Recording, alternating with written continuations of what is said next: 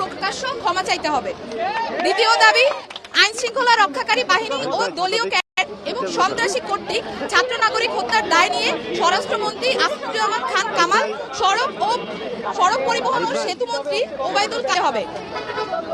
Internet shutdown করে দেশের digital crackdown করায় তথ্য প্রতিমন্ত্রী জুনায়েদ আহমেদ পলককে পদত্যাগ করতে হবে। ভাবে ভিন্ন খাতে প্রবাহিত করার চেষ্টা করায় তথ্য প্রতিমন্ত্রী মোহাম্মদ এ আরাফাতকে পদত্যাগ করতে হবে। দাবি নাম্বার 3, ঢাকা সহ যত জায়গায় ছাত্র নাগরিক শহীদ হয়েছে সেখানকার ডিআইজি, পুলিশ কমিশনার ও পুলিশ সুপারদের চাকরি থেকে বরখাস্ত করতে হবে।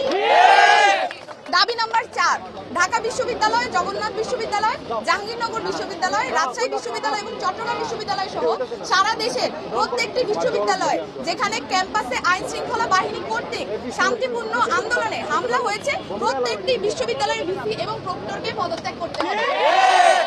দাবি নাম্বার, নৃশংস হামলা পরিচালনা করেছে এবং যে সকল নির্বাহী ম্যাজিস্ট্রেট, পুলিশ ও সেনা কর্মকর্তাদেরকে নিরস্ত্র ছাত্র নাগরিকদের উপর গুলি করার নির্দেশ দিয়েছে তাদেরকে আটক করে হত্যা মামলা দায়ের করতে হবে ও দ্রুততম সময়ের মধ্যে গ্রেফতার করতে হবে।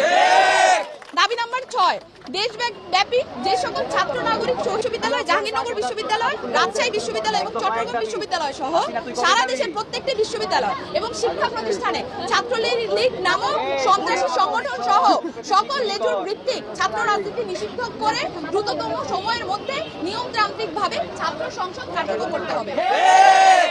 দাবি নাম্বার 8, অবিলম্বে সকল শিক্ষা প্রতিষ্ঠান ও হলগুলো খুলে দিতে হবে। কারফিউ তুলে নিয়ে সারা দেশের সমস্ত ক্যাম্পাসে মোতায়েনকৃত পুলিশ, র্যাব, বিজিবি, সোয়াট এবং আর্মি খুলে নিতে হবে। দাবি নাম্বার 9, বৈষম্য বিরোধী ছাত্র আন্দোলনের সাথে সম্পৃক্ত শিক্ষার্থীদের একাডেমিক ও প্রশাসনিক কোনো ধরনের হয়রানি করা হবে না, এই মর্মে অঙ্গীকার করতে হবে। ইতিমধ্যে গণগ্রেফতার ও পুলিশি হয়রানির শিকার সমন্বয়ক বৃন্দ ও ছাত্র নাগরিকদের অবিলম্বে মুক্তি দিতে হবে ও সকল মামলা প্রত্যাহার করতে হবে।